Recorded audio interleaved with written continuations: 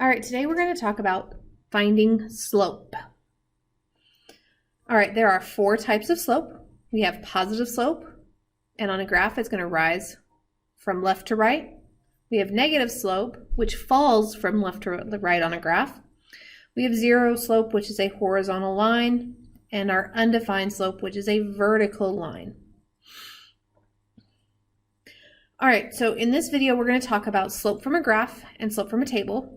Remember, slope from a graph is our rise over a run, where rise is the vertical change and run is the horizontal.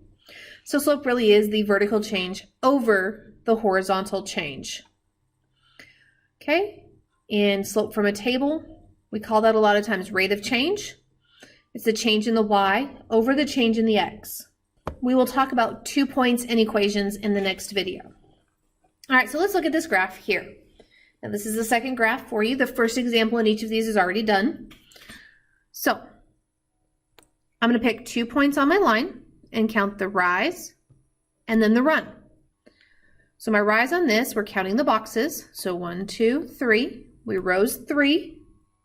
And then we're going to run 1, 2, 3 as well. So my slope is the rise, which in this case is 3. Whoops.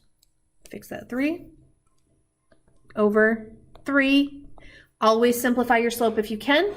So my slope is 1. 3 over 3 is 1. Okay, let's look at the next. Okay, I'm going to pick 2 points. It does not matter. And I always start my counting from left to right.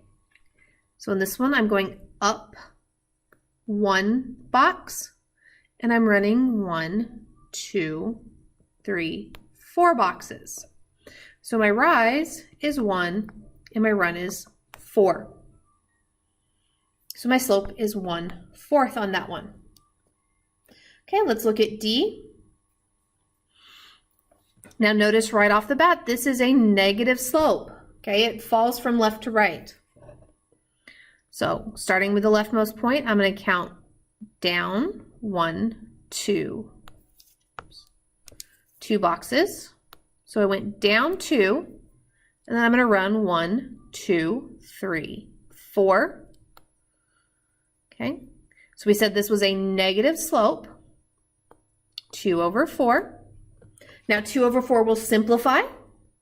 That's going to equal a negative 1/2.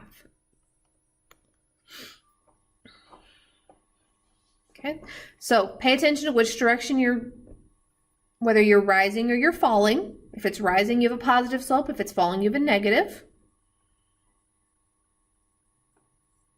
All right, for tables, we're looking at the change in the y over the change in the x. So if I give B here, I've got this table here. We're going to look at the change in the y values, which is the right side. So from -3 to -1, I'm adding 2 each time. Then -1 to 1, I'm adding 2 as well. 1 to 3, I'm adding 2. Okay, so I'm consistently adding 2. Now let's make sure we check the x values, because we want to make sure we do have a linear function. So from -2 to 1, I'm adding 3. 1 to 4, adding 3. And 4 to 7, adding 3 as well. Okay, so my slope is 2, the change in the y, over 3. Okay, let's look at another one. Okay, sideways still kind of works the same. Change in the y is the bottom half. So from 9 to -3, I am subtracting 12. -3 to 6, I'm -9, I'm subtracting 6. And -9 to -21, I'm subtracting 12. Okay, double checking the top. It doesn't look consistent, but let's make sure. So from the top, -4 to -2, I'm adding 2 each time.